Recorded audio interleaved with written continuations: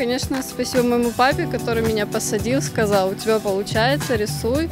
Он меня отвел за ручку в художественную школу, я проучилась там 5 лет. А потом уже мне настолько понравилось после художественной школы, что я решила, что профессия моя только с этим должна быть связана.